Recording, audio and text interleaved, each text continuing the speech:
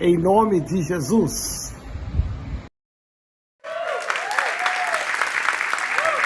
Glória a Deus. Estamos com saudade do nosso apóstolo, amém? Quantos têm acompanhado ele pelo Instagram? Tem feito live toda hora, live do mar, live da chuva, live da areia, né? Estamos maravilhados com tantas coisas que ele tem nos mostrado. Esses cenários maravilhosos para ele gravar vídeo, né, pastor Alex? Cenários ótimos, azulejos lindos para a gente contemplar no vídeo. Glória a Deus. Mas nós estamos com saudade e nessa quarta-feira, dia 9 de agosto, nosso apóstolo completa mais um ano. Né, o apóstolo, ele na verdade, ele parece que ele diminui, né, porque o pique dele é impressionante, é um negócio, ele completa 25 anos essa quarta-feira, aparentemente, né, mas será um dia muito especial, não deixe de enviar uma mensagem, de mandar um abraço. Nós como igreja somos gratos ao Senhor pela nossa liderança, pelo nosso apóstolo, pela família pastoral da nossa igreja, em nome de Jesus, amém? Hoje de manhã nós tivemos uma palavra tremenda através da vida do pastor Alex, foi muito, muito bom. E eu estou vendo algumas carinhas aqui repetidas. Quantos estavam de manhã aqui e estão conosco à noite agora? Glória a Deus. Tem sido uma bênção esse tempo de revelações que Deus tem trazido. E nesse mês de agosto não será diferente. Deus certamente tem palavras tão especiais que eu sei que vão tocar o nosso coração. Dá um temor muito grande estar aqui, né? Esse ano, 2023, eu completo 10 anos de unção pastoral. Passou rápido, né, gente?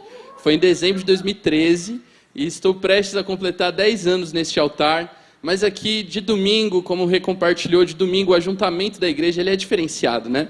Existe um temor, uma unção, algo muito especial de Deus em estarmos aqui. Por isso, obrigado por ter escolhido o melhor lugar, ter escolhido a melhor parte, estar na casa do Senhor hoje, recebendo uma palavra que certamente será bênção para a tua vida. Amém? Então, eu quero compartilhar uma palavra, queridos, que vai fugir um pouco do nosso padrão. E eu espero que, de alguma forma, isso possa alcançar o teu coração. O tema desta palavra é cansei. Pode dizer isso? Cansei. Mas não, isso, gostei do jeito que o Mário falou. Meu pai sempre fala com o Mário, eu acho que eu estou entendendo por quê, né? Faz 30 anos meu pai fala com o Mário desse altar, agora eu peguei. O Mário ele é intenso. Sabe quando você fala assim, eu cansei de tudo? Então, eu quero que você fale essa palavra nesse ritmo, nesse pique, nessa vibe agora. 1, 2, 3 e... cansei. Quantas vezes a gente já não falou isso na nossa vida, né? A gente não passou por experiências assim. Tudo na vida tem limite. A maior parte das coisas tem um certo prazo de validade. Você talvez já tenha comido algo que tinha passado o prazo de validade. Eu já comi, não é a melhor experiência da vida, né? Não é a coisa que nós mais gostamos de compartilhar o que acontece depois. Nós todos enfrentamos momentos onde há um prazo de validade. Essas luzes que estão aqui, por exemplo, pode ser de LED, regada a energia solar, da tecnologia nova, seja o que for, tudo tem um prazo de validade. Essas luzes que estão, se você olhar para cima, elas têm um prazo de validade. Vamos simular que você estivesse num cômodo único, um quarto pequeno com uma única luz dessas, beleza? E essa luz, ela está lá maravilhosa, nossa, o quarto está iluminado, até um dado momento que não está mais. Um segundo passa o prazo, acaba a vida útil daquele objeto e, de repente, aquilo que antes era iluminado, agora está escuro. As coisas têm um certo prazo de validade. É como se a luz dissesse, eu cansei. A lâmpada, né, se a lâmpada falasse, a Alexa falasse, eu cansei, pá, e desligasse, porque deu o prazo útil dela. Assim também, nós precisamos aprender uma lei. Existem leis instituídas por Deus. Enquanto houver uma luz num quarto, mesmo que seja uma única luz, a luz não vai perder para as trevas, certo? A escuridão não pode entrar. Onde há luz, a escuridão não pode entrar. É lei, é física, é simples. Se há uma luz que seja, enquanto ela estiver acesa, ali não vai haver trevas. Legal. Mas o que vence a luz, o que vence a iluminação, não são as trevas, mas é o cansaço. Porque se a luz se cansa, se a luz vence, se acaba a vida útil daquela lâmpada, as trevas vão ganhar. O que vence a luz não são as trevas, mas é o cansaço. Você pode abrir comigo Gálatas capítulo 6, versículo 9. Há alguns anos eu estava orando por uma pessoa aqui da nossa igreja, Deus colocou essa palavra no meu coração, e eu nunca fiz uma palavra inteiramente sobre esta revelação, é a primeira vez, mas eu gostaria de compartilhar esse texto, Gálatas 6, 9. aquilo que vence a luz, aquilo que vence o bem. E eu gostaria que você lesse comigo. Quantos acharam Gálatas 6:9? Digam eu achei. Pastor Alex foi rápido no gatilho. Gálatas 6:9. Pessoal do audiovisual já achou para nos ajudar também. A Bíblia diz assim: e não nos cansemos de fazer o bem, porque no tempo certo colheremos ou ceifaremos, se não nos desanimarmos. De novo, do começo. Não nos cansemos de fazer o bem. O que eu quero dizer para você, o apóstolo Paulo escreve para nós cristãos, escreve para aquela igreja, para aquele momento: olha, existe um bem dentro de vocês, existe uma luz dentro de vocês. Jesus disse isso no Sermão do Monte: vocês são a luz do mundo. Existe algo, um bem que flui de dentro do cristão, amém? E aquilo que pode vencer este bem não é o mal. O mal não vai vencer o bem, isso não vai acontecer. O diabo não vai acordar um dia e falar: agora eu consigo. Isso não vai acontecer. O nosso Senhor é vencedor sobre todas as coisas, amém? E nele nós somos mais do que vencedores, amém? Mas a Bíblia fala: cuidado com o cansaço. O mal não vai vencer, mas talvez o cansaço vença o bem. Onde eu quero chegar com isso, querido? Eu separei um videozinho que talvez algumas mulheres, mães, professoras se identifiquem. Eu queria que você assistisse, pessoal do audiovisual, se puder soltar aquele videozinho que eu separei, por favor. Uma mãe de família que cometeu um crime de propósito. Ela queria ser presa. Mas por quê? Acompanhe na reportagem de Larissa Chibem. A professora Laura Dias da Silva morava aqui, nesse prédio. Aos 38 anos de idade, 12 anos de casamento e 3 filhos, ela não tinha uma rotina nada fácil. Todos os dias, além de levar e trazer os filhos, ela também cuidava da casa e tinha 2 empregos. Ou seja, não sobrava tempo para mais nada. Até que um dia, a Laura resolveu mudar de vida. Na semana passada, a Laura saiu de uma das escolas onde dava aula e passou numa loja. Entrou, foi direto para a seção de brinquedos, pegou um urso de pelúcia e saiu sem pagar. Antes da esquina, foi pega pelo segurança e presa por roubo. Mas por que ela fez isso? Então não tinha outro jeito. Todo dia eu olhava aquela montanha de livro na minha mesa cabeceira, mas eu não tinha tempo para nada, para nada. Então agora aqui na cela eu tenho tempo. E ó, silêncio também, tranquilidade. Esse livro aqui é ótimo, muito bom. E eu também estou aproveitando para tirar o atraso dos CDs que eu não conseguia ouvir. O marido de Laura contratou um dos melhores advogados criminalistas do país para tirar a sua esposa da prisão. Ele declarou que sem ela não está aguentando a dupla jornada, mas Laura recusou-se a falar com o advogado. Ficaram com esse vídeo aqui. Esse vídeo é uma sátira, tá, gente? Né? Às vezes a gente recebe os negócios, não na nossa igreja, né? Nossos grupos de WhatsApp nunca tem fake news, isso nunca acontece. Esse vídeo é uma sátira, a ironia nesse vídeo. Mas tantas vezes, talvez, nós não nos identifiquemos com isso também, né? Cansei. Eu não sei se vocês já ouviram falar de um fenômeno, em português eu acho que não há uma boa tradução para isso. Nos Estados Unidos se chama de road rage, ou seja, a ira das estradas, a raiva do motorista. Nos últimos 10 anos, se identificou nos Estados Unidos, foi uma pesquisa da CNN, um aumento de 500% nos casos de violência em road rage, ou seja, as pessoas estão infinitamente mais estressadas, não a gente, amém? Mas no trânsito, como as pessoas estão estressadas, como a vida moderna nos estressa, a gente está o tempo todo ligado. Você consegue lembrar como era a sua vida antes do celular? Eu fico tentando lembrar como era marcar uma saída com um casal. Do tipo, olha, eu te vejo semana que vem às 3 da tarde no restaurante tal. Você chega às 3 da tarde, o casal não chega, você faz o quê? Né? Hoje em dia a gente liga, a gente manda WhatsApp, a gente confirma 5 vezes antes de sair de casa. A gente confirma no caminho, a gente confirma na porta do restaurante, a gente manda link para ver se a gente está no lugar certo. Mas antes a vida era tão diferente. Aí hoje você sai do seu trabalho e pensa, agora eu vou descansar. Sexta-feira, 8 horas da noite eu vou poder descansar. E de repente chega um e-mail do trabalho. Você é empreendedor, de repente vem um cliente e fala, preciso para agora, é agora. E a gente não desliga. E nós vamos nos estressando, nos estressando, nos estressando. E os sinais apontam para isso. Nós somos uma geração estressada. uma geração ansiosa. Acho que é tempo da gente reconhecer essa verdade. Os sinais já apontam isso há tanto tempo. E essa pesquisa da CNN é interessante, porque fala dos casos onde a polícia é chamada à violência no trânsito por causa de nada. Todos aqui são bons motoristas, amém? Nós damos seta, eu tenho certeza disso, nós sabemos utilizar aquela ferramenta divina criada pelo Senhor chamada seta, mas alguns motoristas não. Isso não deveria ser o suficiente, mas tantas vezes é o suficiente para gerar episódios de ira. Queridos, a linha para o desastre, ela é muito tênue, é muito pequena.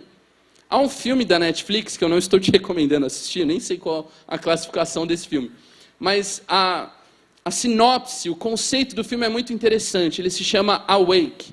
E esse filme fala sobre um cenário hipotético onde a humanidade não consegue mais dormir. Você já viu esse filme? Alguém aqui já viu?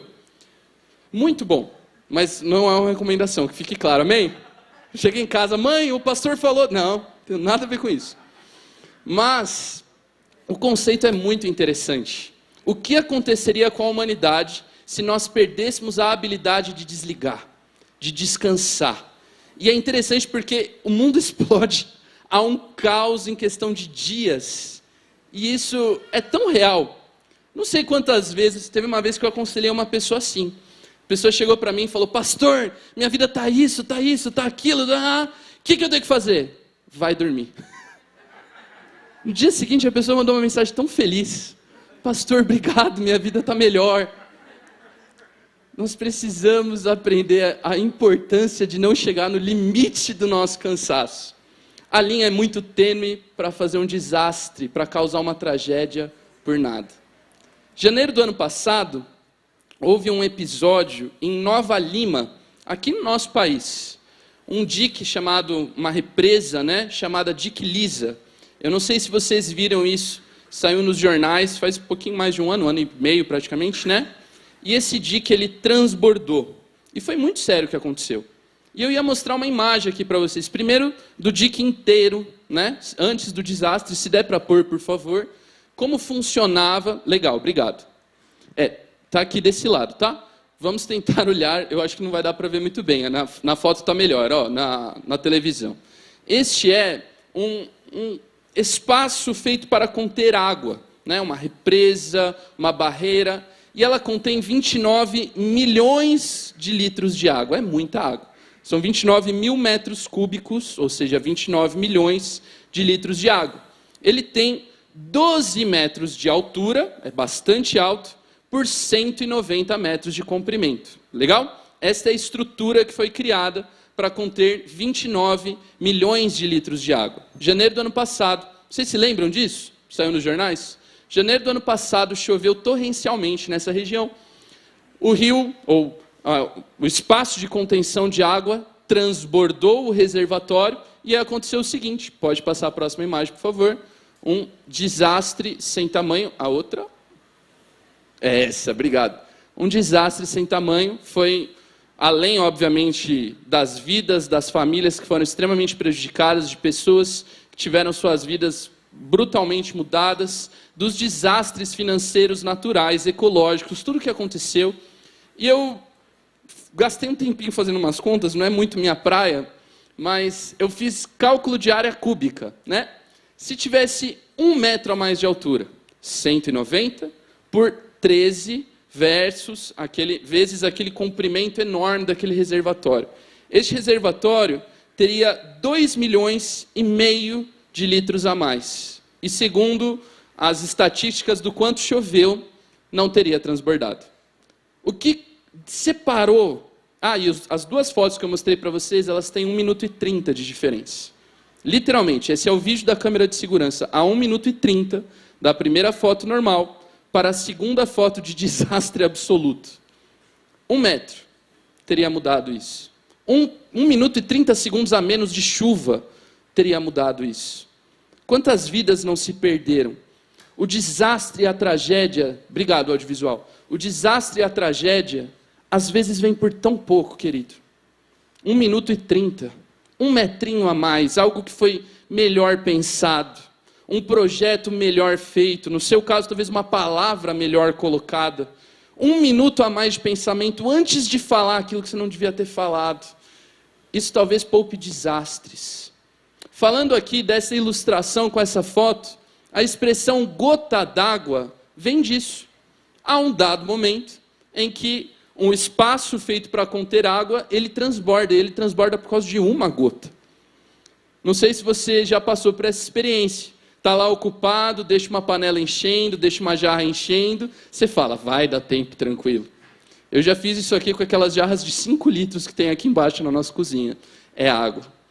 Deixei ali e falei, não, eu conheço, eu encho, não é Renovada Team, encho isso toda semana. Deixo lá enchendo de água, daqui a pouco, a hora que você vê, a cozinha virou um parque aquático, né? Então, a gota d'água, ela é aquele dado momento onde o limite chega, onde nós cansamos, onde se esgotam os recursos possíveis para suportar esse momento. A Bíblia fala também a respeito de gota d'água, está no livro de Provérbios. Nesse contexto fala da mulher, mas obviamente foi um livro escrito, né, para o contexto de Delita está rindo, escrito num contexto diferente. Talvez, mulher, seja o seu marido, né? Mas a Bíblia, talvez seja seu filho. A Bíblia fala que assim como a mulher murmuradora, né? Mulheres, não fiquem... Eu fui mó legal com vocês com o vídeo da mulher, né? Poxa vida. Assim como a mulher murmuradora, assim é uma casa com goteira. Uma hora a última gota vem, você se cansa, a água transborda e vem o desastre. E hoje o que eu queria compartilhar com você, com esta introdução e estas ilustrações, é que você olhasse para a sua vida e que nós pudéssemos nos avaliar. Eu confesso que algumas vezes eu cheguei nesse ponto de falar, eu cansei. Aqui foi o meu limite, esta foi a gota d'água. E é tão perto, é por tão pouco, que nós talvez não cheguemos a gerar uma tragédia, como foi esta que eu mostrei para vocês. E eu gostaria de compartilhar alguns personagens da Bíblia. A gente vai dar uma boa lida juntos hoje, amém? E eu queria que você abrisse sua Bíblia em Gênesis 4. Esse está fácil, né? Abre sua Bíblia em Gênesis 4 comigo. E juntos nós vamos ver sobre um personagem que cansou, que chegou no limite daquilo que ele conseguiu suportar naquele momento e ele cometeu uma tragédia. Ele viveu a gota d'água e não soube conter a água. Gênesis 4, versículos de 3 até 8. Aconteceu que, ao fim de um certo tempo, Caim trouxe do fruto da terra uma oferta ao Senhor. Abel, por sua vez, trouxe das primícias do seu rebanho e da gordura deste. O Senhor se agradou de Abel e de sua oferta, mas de Caim e de sua oferta não se agradou.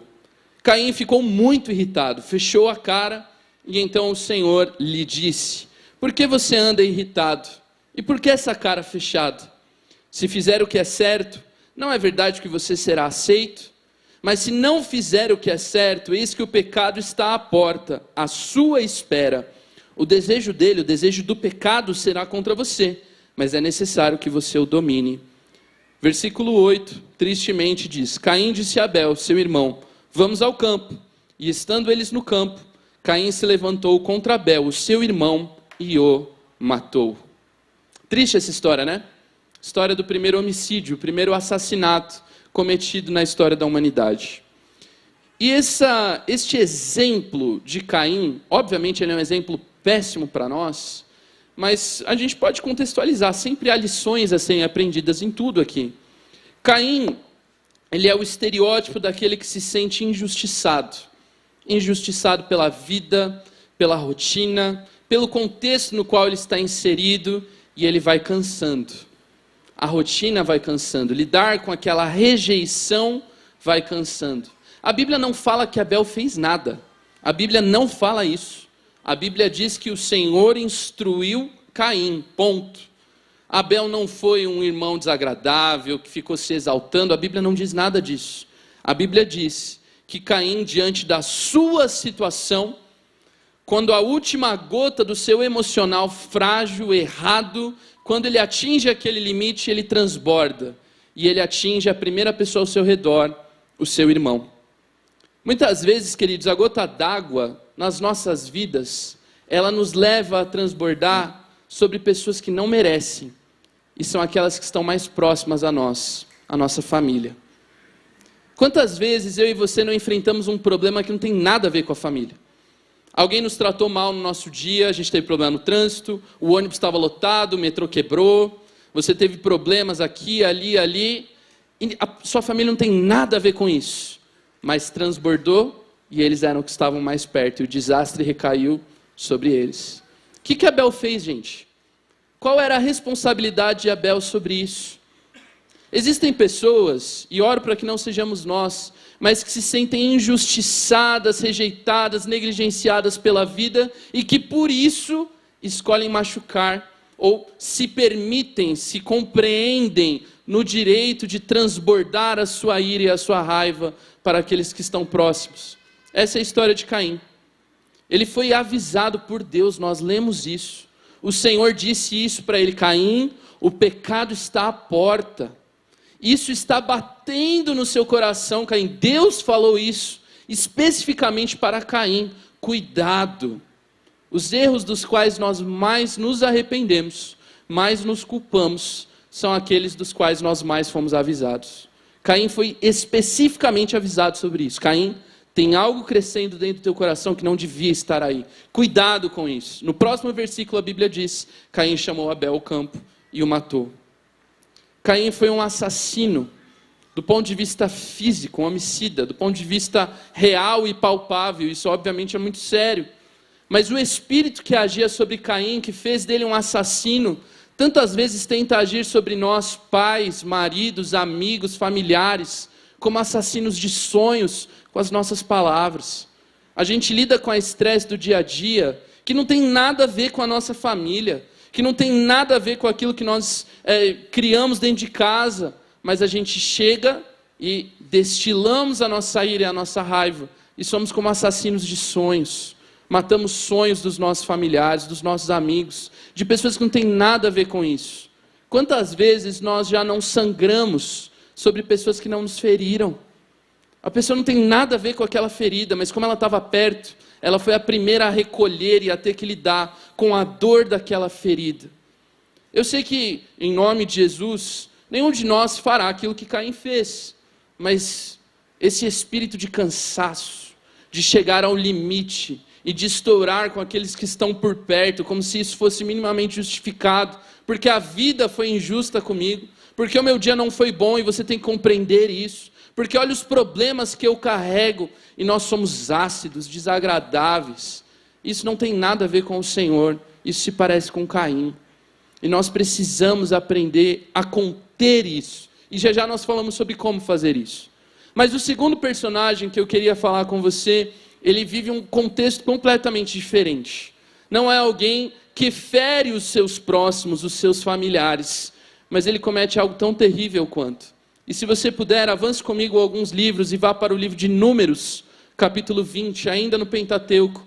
Nós vamos falar sobre o grande profeta da lei, o grande profeta do Antigo Testamento. Vamos falar sobre Moisés, alguém extremamente especial, que é sim um ótimo exemplo em 99% das coisas, completamente diferente de Caim. Nós vamos falar sobre Moisés, que há muitos acertos, muitas boas lições, mas há algo que pode ser aprendido também.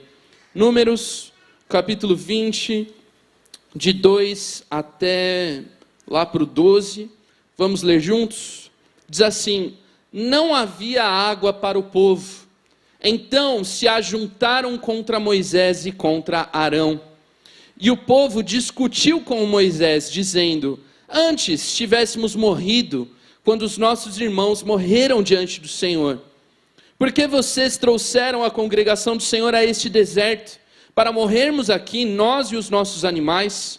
Por que vocês nos tiraram do Egito, para nos trazer a este lugar horrível, onde não há cereais, figos, vinhas, romãs, nem água para beber? Romãs, o pessoal de Israel já lembrou do suco, né? Israel 2024, suco de romã. Voltamos. Nem água para beber?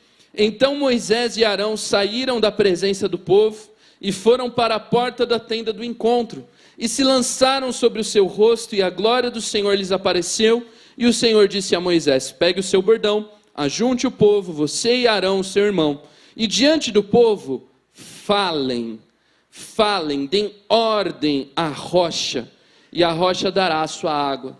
Assim vocês tirarão a água da rocha, darão de beber à congregação e aos animais. Então Moisés pegou o bordão que estava diante do Senhor, como este lhe havia ordenado. Moisés e Arão reuniram o povo diante da rocha. Então Moisés lhes disse: agora escutem, rebeldes. Líderes de célula, vocês já quiseram usar essa expressão? É bíblica, viu? Qualquer coisa vocês jogam em Moisés. Coloca a foto de Moisés, abre aspas, aquela foto preto e branco. Agora escutem, rebeldes. Será que temos de fazer com que saia a água desta rocha para vocês? Moisés levantou a mão, feriu a rocha 2 vezes, bateu na rocha 2 vezes, e saíram muitas águas. E a congregação e os seus animais beberam. Mas o Senhor disse a Moisés e a Arão: porque vocês, Moisés e Arão, não creram em mim, para me santificarem diante dos filhos de Israel, vocês não farão entrar este povo na terra que eu dei a vocês. Vamos entender essa história? O povo estava reclamando, como nunca acontece, né? Isso nunca acontece. O povo estava reclamando, havia um espírito de murmuração terrível, e a Bíblia fala que a murmuração é como uma goteira, porque 1 hora chega a gota d'água. Então o povo estava reclamando, e a goteira caindo em Moisés, caindo. Até que há um dado momento que o Senhor aparece em Moisés e diz: Moisés, o povo está com sede, então você vai fazer o seguinte. Deus já tinha feito isso, diga-se de passagem. Você vai falar à rocha e a água vai sair, segundo a minha palavra. Moisés, a gota d'água tinha caído, Moisés estava naquele: cansei, escutem, rebeldes. Moisés tinha dado o limite dele, e ele, neste momento, ele se aproveita daquele mover, se aproveita do altar onde ele foi colocado, do lugar de superioridade espiritual, fala algo que Deus não mandou ele falar: escutem, rebeldes. E ele pega o seu cajado e bate na rocha 2 vezes, desobedecendo o Senhor. Há alguns motivos pelos quais talvez Moisés fez isso. Reforço que Moisés é sim um ótimo exemplo, tá, queridos? É um homem de Deus, não há no Antigo Testamento profeta como Moisés, diz a própria Bíblia. Mas ele se cansa do povo. E sinceramente falando, é até meio justo, né? Dá uma dó de Moisés, gente. Você lê o Pentateuco, chega uma hora que você tem vontade de orar por Moisés, né? Já morreu, mas tadinho dele, né? Se levante um ministério de intercessão por Moisés. Sugiro colocar ali na lista, viu? Porque o homem paciente. Mas chegou a hora, chegou a gota d'água. Ele se cansa com o povo. Mas quando a água transborda, ele não erra com o povo. Ele erra com Deus. Silêncio, né? Talvez você já passou por um momento assim. As coisas te cansam. O povo, as circunstâncias que você está enfrentando, problema, e Deus não tem nada a ver com isso. Ele continua bom. Ele continua preparando um banquete te esperando no lugar secreto. Ele continua sendo refúgio, torre forte, um abrigo seguro.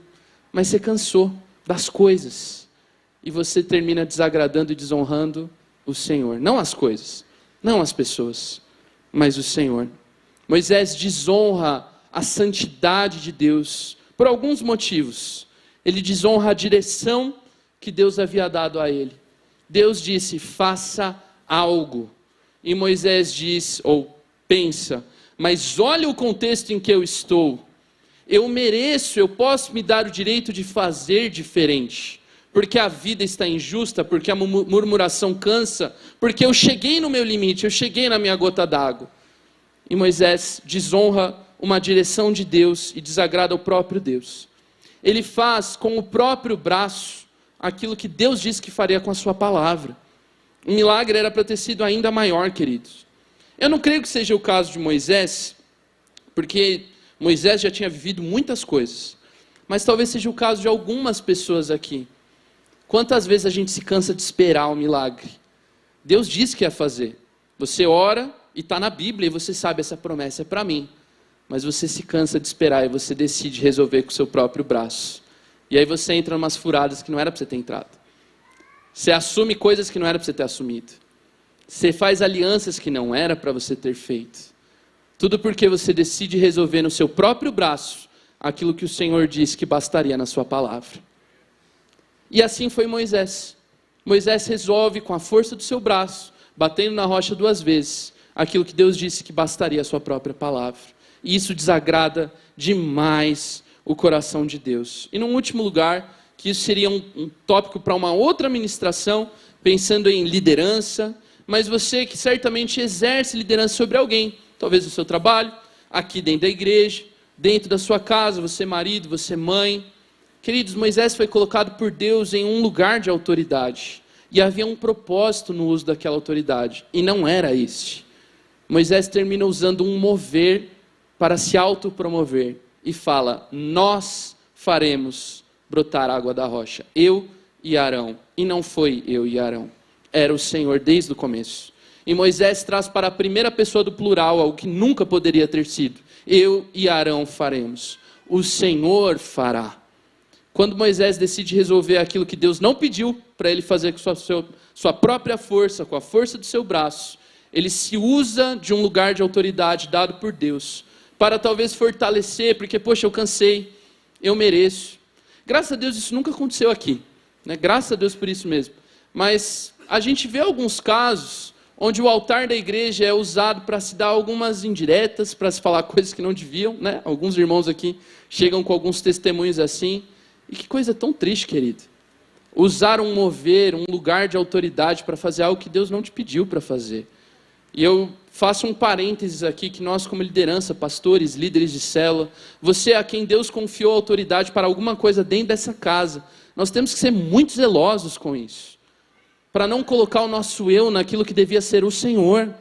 O meu jeito, a minha forma, o que eu penso, o que eu gosto, naquilo que Deus não me mandou fazer. E Moisés, nesse momento, ele, por uma série de motivos, a gente poderia listar tantos e tantos outros, ele cansa. Ele cansa do povo.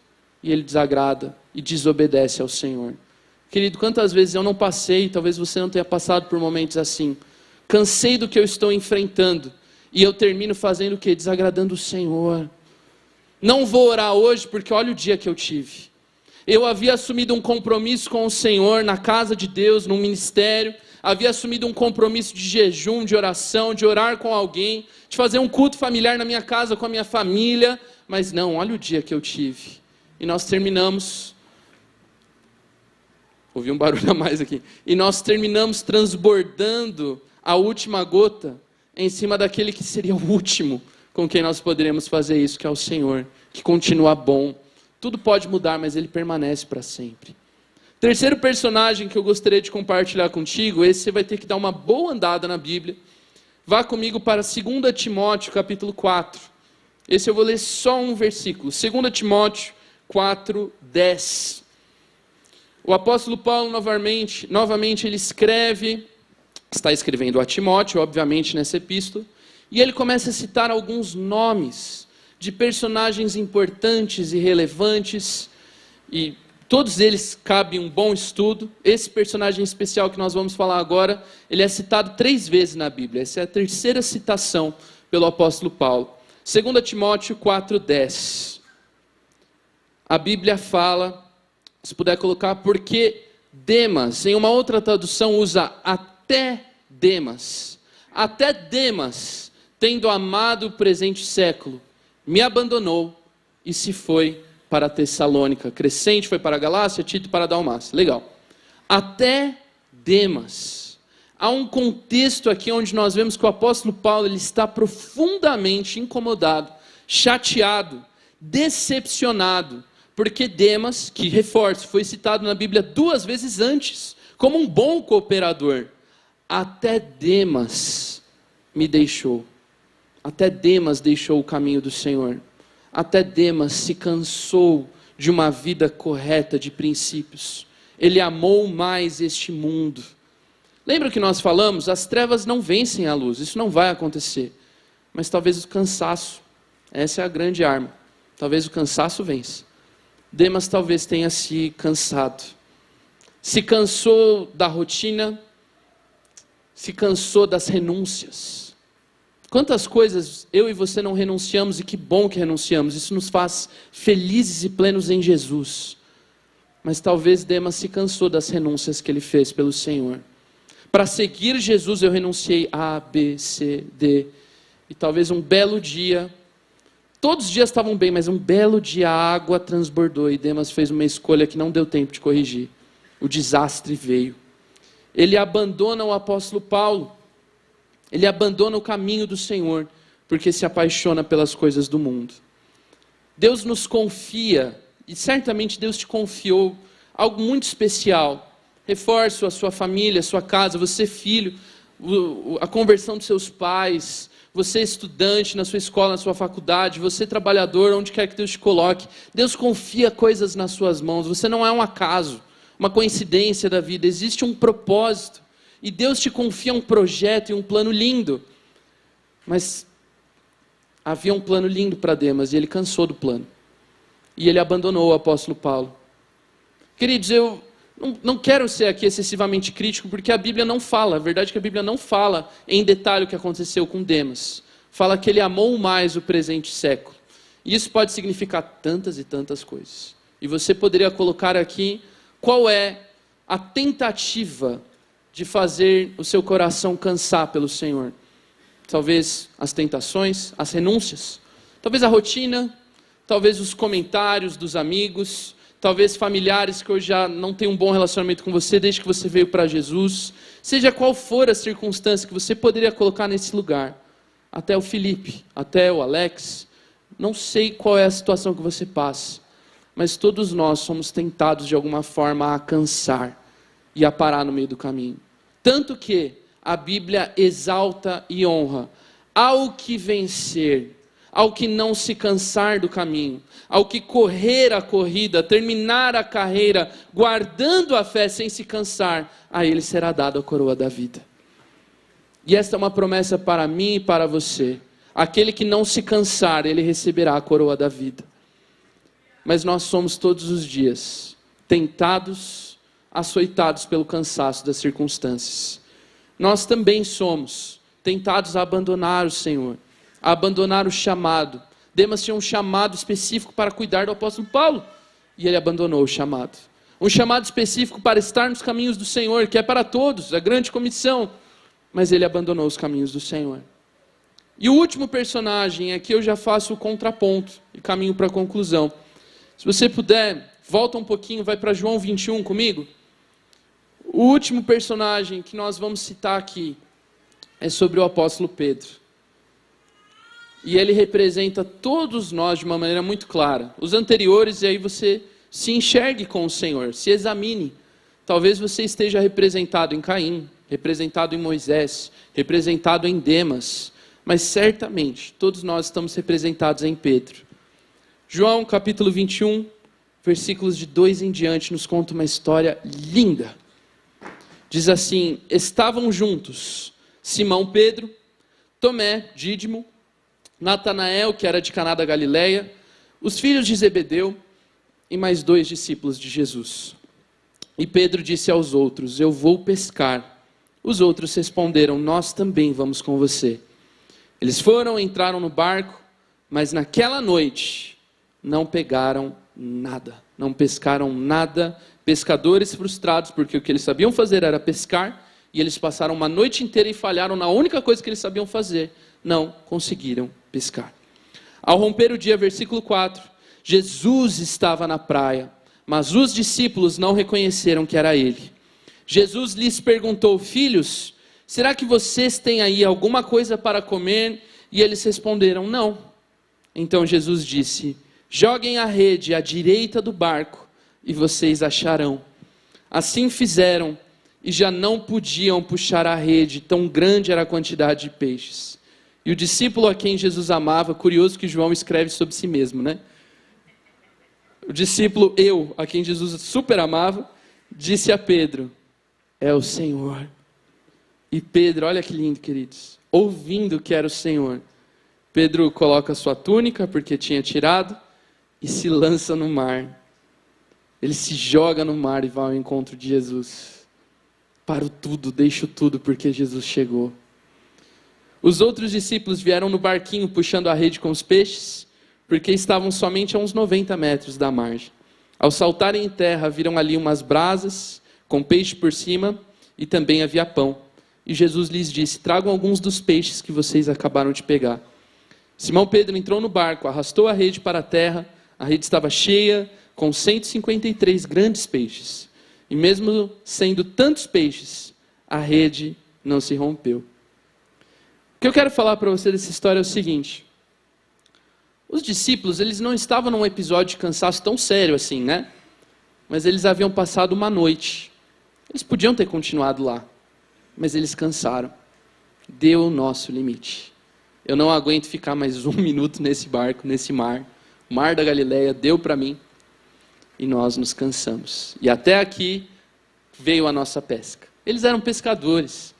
Não sei qual é a sua maior aptidão. Deus te deu aptidões, amém? Mas pense que você foi um fracasso absoluto nela num belo dia. Tem uns dias desses, né? Tem uns dias que a gente acorda que parece que tudo dá errado. Sabe aquele dia, aquele domingo de ceia, que você vai abrir a ceia não abre? Você fica puxando, aí você vai com o dente. Aí o pastor está ministrando, você discretamente fala para a pessoa do seu lado, abre para mim. Então tem uns dias que as coisas não funcionam, né? Os discípulos estavam num dia desses. Nada deu muito certo naquele dia. Era um dia de frustração, de fracasso, de vergonha. E cai a última gota, eles falam, deu. Nós paramos aqui. E nessa hora Jesus vem, porque Jesus sempre vem nessa hora. Jesus aparece, dá uma ordem a eles. E de repente João fala para Pedro, Pedro, é Jesus. Talvez você precise de um João na sua vida, eu quero ser um João na sua vida, te falando, essa voz que você está ouvindo é Jesus. João fala isso para Pedro, Pedro, essa voz. Você se lembra dessa voz? Essa voz um dia te chamou e você pulou do barco e andou sobre as águas? Nesse mar da Galileia? É essa mesma voz, Pedro. Você lembra que um dia estava uma tempestade terrível e a gente achou que a gente ia morrer? E essa voz deu uma ordem, a tempestade passou, Pedro? Essa voz te chama hoje de novo, pela 3ª vez nesse mar, essa voz te chama hoje, Pedro. Pedro se joga do barco, porque Jesus está lá. Pedro vai a nado. Os outros ficam no barco de novo, né? Os outros gostam de um barco, né? Mas Pedro de novo se joga e ele vai até o encontro de Jesus, porque Jesus chegou. E Jesus deu uma ordem. Olha, talvez você cansou tanto, talvez deu a última gota, mas a sua história não acaba aqui. Ainda existe um propósito, existe um ministério, existe um sonho de Deus. E você que está aqui hoje, ainda existe uma família, ainda existe um casamento a ser restaurado. Você que tem um laudo de enfermidade terrível e existe uma promessa de cura sobre você. Não é o fim. Essa situação de cansaço que você está enfrentando hoje, de estresse, de exaustão emocional, de uma cura que parece que não vem, de uma promessa que parece que não se cumpre, vem uma palavra do Senhor e diz, ainda há esperança. Pedro ouve aquela voz, segue a direção, a rede se enche e ele corre ao encontro de Jesus. Jesus continua sendo torre forte e abrigo seguro. Mateus 11, 28 diz, venham a mim, todos vocês que estão cansados e sobrecarregados, e eu, o Senhor, os aliviarei. Tomem sobre vocês o meu jugo e aprendam de mim, que sou manso e humilde de coração, e vocês acharão descanso para a sua alma, porque o meu jugo é suave e o meu fardo é leve. Eu não sei o que você está enfrentando. Não sei se você está como Caim, num tempo de tanto cansaço que a sua família está sentindo. As pessoas mais próximas a você acabam tendo que lidar com tempos difíceis. Não sei se talvez como Moisés as coisas estão tão difíceis e você está um pouco decepcionado até com o próprio Deus, porque as coisas parecem que não acontecem e você quer fazer com o seu próprio braço, porque não dá mais para esperar, e isso vai gerando inimizade, separação entre você e a pessoa de Jesus, e o seu tempo a sós com o Senhor. Talvez como Demas, você está há tanto tempo lidando com o cansaço, você está prestes a desistir. Verdade seja dita, talvez hoje seria um dos últimos dias, e você estava prestes a desistir da sua família, do seu casamento, do seu ministério, do seu sonho, do seu trabalho, da sua cura. Talvez você estava assim. Os discípulos desistiram. Os discípulos concluíram a pesca e falaram, até aqui deu. Essa foi a última gota. Mas Jesus vem nessa hora. E o Senhor vem nesta hora para te chamar, para te renovar, para trazer sobre você alegria nova, esperança nova, forças novas, esperança nova, porque é isso que Ele faz conosco. E eu gostaria de te convidar, se você recebe esta palavra, a se colocar de pé no seu lugar. E juntos nós vamos orar. Porque sobre a minha vida e sobre a tua vida, existem tantas promessas, existem tantas palavras do Senhor, e elas não se perderão. Feche seus olhos, coloque a tua mão sobre o teu coração. Salmo 23 nos diz que Ele é o nosso bom pastor, e o nosso bom pastor nos conduz às águas tranquilas. Talvez há um barulho tão grande, uma bagunça tão grande, talvez as coisas estão numa desordem tão grande na sua vida, mas Ele continua sendo bom pastor. Há águas tranquilas, há águas de descanso em Jesus. Salmo 91 fala que aquele que habita no esconderijo do Altíssimo, ele descansa na sombra do Onipotente. Você pode encontrar descanso na presença do Senhor, e isso nos basta. Salmo 94, o salmista escreve: quando a ansiedade já me dominava no íntimo, o teu consolo, Senhor, trouxe alívio à minha alma. Isaías 40, 29 diz: Ele fortalece o cansado, multiplica as forças ao que não tem nenhum vigor. Até os jovens se cansam e se fatigam, os moços de exaustos caem, mas os que esperam no Senhor, eles renovam as suas forças e sobem com asas como águias, correm e não se cansam, caminham e não se fatigam. Senhor, no nome de Jesus, nessa noite nós estamos na Tua presença, nós ouvimos a Tua palavra e nós reconhecemos, Senhor, como homens, Senhor, que somos, como limitados que somos, que talvez estejamos enfrentando um tempo de cansaço, de estafa, de limitação, mas o Senhor não é limitado, o Senhor não se cansa. A palavra nos diz isso em Isaías: você não ouviu, o Senhor não se cansa jamais. E nós olhamos para Ti, o Senhor ainda é a nossa torre forte. No dia da guerra nós corremos para Você, Senhor. No dia da angústia nós temos um abrigo seguro e descansamos na sombra do Onipotente. Aquilo que o Senhor disse continua ecoando: venham os que estão cansados ou sobrecarregados e eu os aliviarei. O Senhor ainda é alívio e fonte de esperança, de alegria. Nós queremos nessa noite encontrar isso em Ti, Senhor. Nós precisamos. Nós jamais encontraremos isso em nenhum outro lugar, mas o Senhor permanece para sempre, e por isso confiamos na Tua palavra. Você pode colocar o seu coração aí diante do Senhor nesses instantes. Qual é a situação que você tem enfrentado? Qual é o cansaço que tem batido com tanta força no seu coração? E aproveite esses instantes. Nós vamos orando, clamando pelo renovo do Senhor.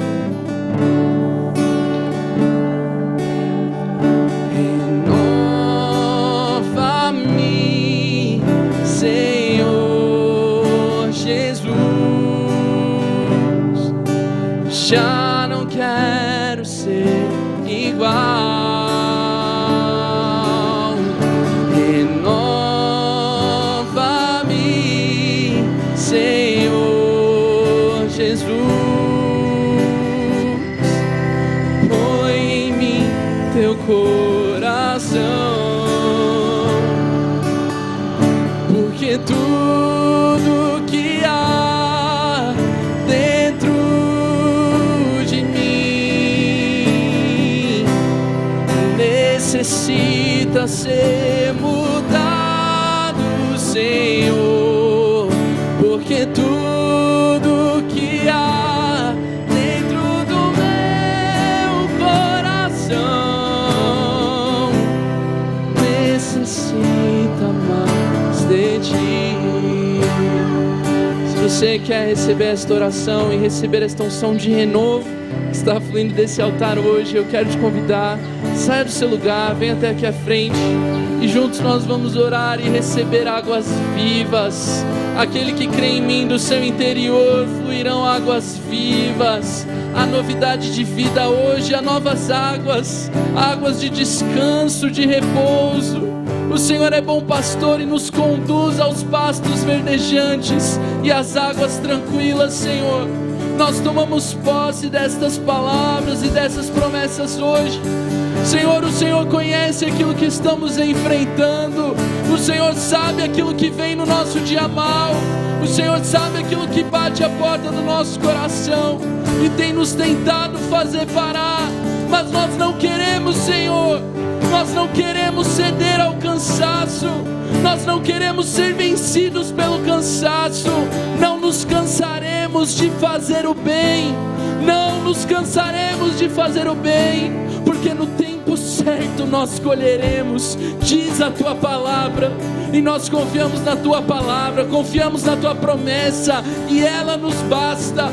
Ainda que a colheita não esteja visível, os campos não pareçam estar brancos, nós confiamos na tua palavra e não pararemos, não cansaremos de fazer o bem, porque no tempo certo, certamente nós colheremos, para a glória do teu nome, Senhor. No nome de Jesus, os pastores que aqui estão, quero convidá-los, vamos orando, tocando, lançando palavras, promessas, no nome de Jesus, no nome de Jesus. O Senhor nos renova, o Senhor nos toca, o Senhor nos levanta, o Senhor nos cura, o Senhor nos fortalece, o Senhor nos alegra, o Senhor nos levanta de um lamaçal e nos coloca na mesa de reis, diz a tua palavra, Senhor.